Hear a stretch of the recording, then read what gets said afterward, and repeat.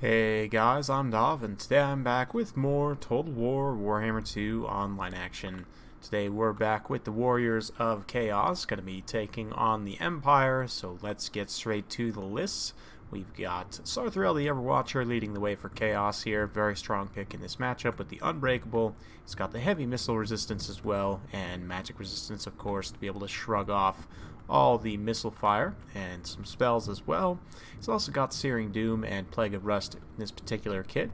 The Plague of Rust is of course a very efficient armor sundering spell, only single target but very cheap in terms of winds of magic. Searing Doom is a nice area of effect bombardment, pretty cheap, good against light armor troops.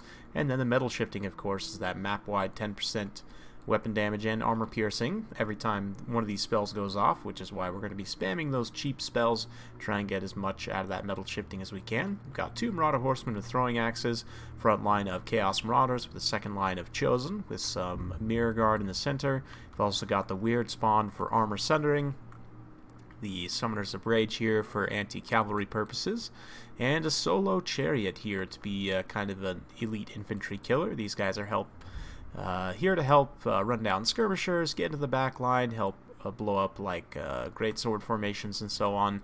And my opponent has brought plenty of them. He's got a front line of 5 great swords led by Volkmar the Grim with a warrior priest here. He's also got a Jade Wizard with regrowth, Power Stone, and Earthblood of course. 3 units of handgunners, some swordsmen out to the flanks with 5 spearmen with shields protecting the back line. So relatively straightforward Empire army, but lacking completely in any sort of mobility, which is a little bit of a mistake in my opinion. We'll see how that plays out for my opponent here, but Big Bird already going to be opening up shots, just checking to see if my opponent is on fire at will, and he is indeed, or else he's given an order to shoot at Big Bird. Either way, Big Bird's not going to take a whole lot. We're just going to cue up the Benny Hill music, kind of running back and forth here, try and dodge some of the shots, but in general he won't take much damage from that whatsoever. So you can see the handgunner starting to switch over to the Marauders. Obviously a better target, not the best target, but like the Weird Spawn or the Chosen or these Mirror Guard are going to be the best targets for them. But in general, my opponent's going to have a hard time protecting against my mobile elements, the Chariots in particular, because my opponent doesn't have any cavalry whatsoever. There's really nothing to protect against the Chariots, so we hit these great swords with an Overcast, Plague of Rust, so they're down to only 35 armor. Then Big Bird and the Mirror Guard going to follow up the Chariots. Chariots bust into the back line, and immediately we're going to start going after the handgunners here. You can see Volkmar in the front line issuing his buffs out, and with the buffs you can see the great swords cutting through the Marauders, obviously, no surprise there, but the great swords in the center just getting mashed by the Mirror Guard here and the Chaos Spawn, so using the Weird Spawn in tandem, and despite the buffs here, these great swords are just getting absolutely cleaned up.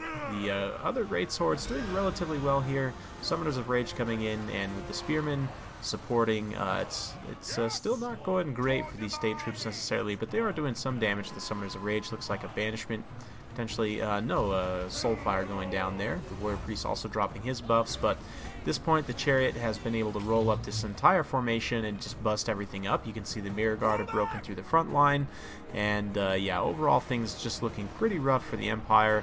A lot of terror going down. That being said, a lot of the frontline units for my Chaos army starting to crumble a little bit here.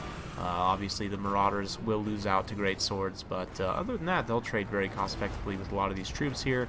Be very good for running stuff down. You can see all sorts of magic being dropped. We have the Searing Doom, and then the Summoners of Rage going to unleash their Chain Lightning here as well. Just cutting through those state troops, trying to bust up these blobs of infantry as much as possible here. You can see the Chariots are starting to take some damage over time, but again, no cavalry whatsoever to bog them down. Means they're going to be free more or less to run shop. Same thing with these Marauder Horsemen. They're just free to charge around at will, use their axes to kind of toss in wherever they want here. So we'll soak up some more cinematics as the Summoners of Rage are pushing through here. And yeah, it just kind of goes to show you definitely need to bring cavalry as the Empire, at least in some fashion. This build honestly isn't terrible. You would just want to possibly slot in a couple of Demigryph Knights to help deal with big threats and give you some mass and mobility. But yeah, overall, pretty rough for the Empire. They were able to take down the Mirror Guard there. You can see Volkmar fighting with some great swords here. Big Bird's going to call down a Searing Doom right on top of him, and oh man, Volkmar pulling back here, potentially. He does have his Jade Griffin, so he will be regenerating, but Volkmar on foot, of course, not unbreakable, as he would be up on the cart. Only has 50 armor as well, so honestly, in my opinion, if you're not going to bring Volkmar on the cart, it's much more worthwhile to bring a Warrior Priest instead. Yes, he doesn't have the self-healing, sorry, not a Warrior Priest, an Archlector.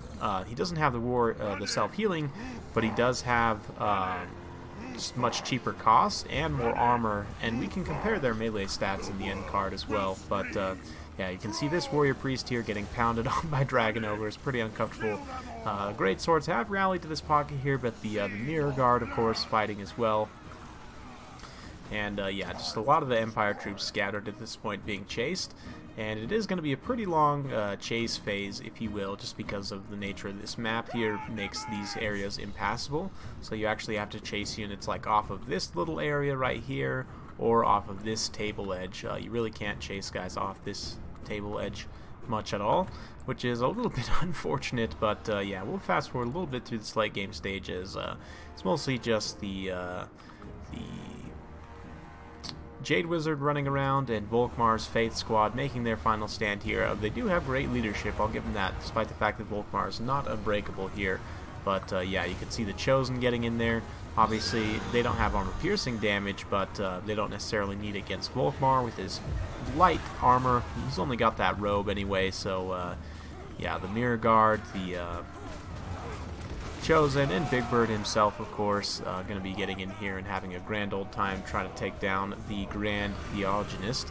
But yeah, looks like a regrowth going down on that Warrior Priest, but at this point it's not going to be enough to save the Empire, unfortunately. The state troops have just been completely pushed off in every direction, no more great swords or spearmen, so yeah, it's just this heroic corps fighting on, which, you know, definitely will look cinematic, but Volkmar's just going to have a rough time here without his pimp cart, trying to take down the Big Bird. So yeah, in terms of my opponent's army composition, definitely if you're going to go with this more infantry-focused composition, you need at least 1 to 2 Demigryph Knights to just provide that elite mass and, you know, elite killing power as well.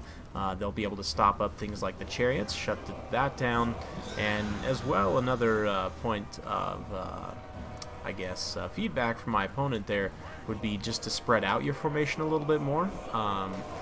If you watch my replays, a lot of my replays, you'll see I tend to spread my formations out quite a bit, my infantry formations. It's just to give better charge avenues for mobile units, is also so that it gives me more time to potentially react to different situations. And just in general, especially with the Empire with the gunpowder troops, it's going to give you better lines of sight for your gunpowder units to be able to fire around the flanks of units and so on, and just gives you more time to react. So yeah, well played to my opponent there. Hope you guys enjoyed watching that one. In terms of my army, pretty much functioned more or less completely as intended. The Marauders soaking the damage and doing well out on the periphery, where the main line of Sword and Board, Chaos Warriors, and Chosen, the Mirror Guard, of course, just pushing through the center. 131 kills in the chariots as well. They did take some damage, but they didn't lose any unit models, so they were able to stay fully combat effective until the late game. Just cleaned up this entire line of handgunners, and that's kind of what I was saying about spreading out. If these handgunners had been a little bit further back, they may have had more time to fire, and just because of how close they were, they tend to get obstructed a little bit, and it's much easier to charge from the front line into the handgunners. But yeah, for my opponent there, cutting Volkmar the Grim down to an Archlector would give you a bit of extra funds as well. This many great swords is probably overkill. I'd probably cut down 2 of those, and that would probably give you the funds to get like the Royal Alto of Gryphites at the very least, who can then come in as kind of an elite stopping power, stop up the chariots. They can potentially go after the Summoners of Rage or the Weird Spawn. There are a lot of different targets you can go after potentially here. Of course, if they bring something like a Shaggoth, you're going to want to take that down as well. I mean, this build would definitely be very strong against the heavy Chaos Infantry Corps, but yeah, in most Chaos builds are going to bring some form of combined arms, and especially the Chaos mobile shock units, in particular like chariots, shock cavalry, you know, the the Dragon Ogres as well. Even Chaos Spawn to a degree can be shock infantry against lighter troops, and the Weird Spawn with their Armor Sundering, of course, can even deal with heavier troops. So you got to be aware of that and be able to respond, and the best way I've found to respond is with your own shock units. The Empire has quite a few powerful shock units, but yeah, in general, if we go to the post-battle screen here, I mean, you can see I've got a similar build pulled up here, but yeah, if we wanted to go with more of a heavy greatsword focus rather than so much cav, and we switch, I'm going to have the Archlector up on the horse here, just so that he can run with the Royal Altar of Griffites there. But yeah, something like this, and then if we go maybe 3 greatswords, a couple of swordsmen, and then we grab some handgunners.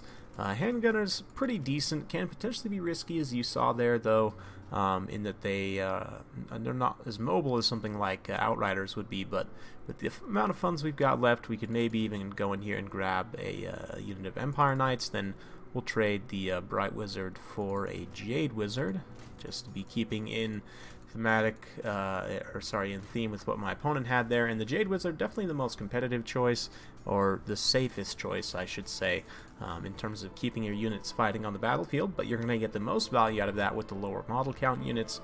Cavalry in particular are going to be very, very strong there, so something like this I think could be a little bit better. You have the elite, you know, mobile mass to respond to your opponent's shock units. You have a little bit of extra mobility just to kind of be out in the periphery and like annoy like Marauder Horsemen, or get some nice charges in on weaker units like Marauders or whatever. Just in general, Empire Knight's a good Swiss Army knife type cav. And then for the rest of your army, you know, you've still got the pretty strong front line, maybe not quite as strong, but buffing him up with the Warrior Priest in particular, who we could even cheap this guy out here and cut a few things, and we've just about got enough for another unit of Spearmen. Yeah, you could even come in here and change one of these to Swordsmen, or do a number of different things, but you get the idea. Hope you guys enjoyed watching. If you do like this sort of content, be sure to like, subscribe, hit that bell notification button so every time I upload a new video, you'll be notified. Thanks again for watching, and we'll see you next time.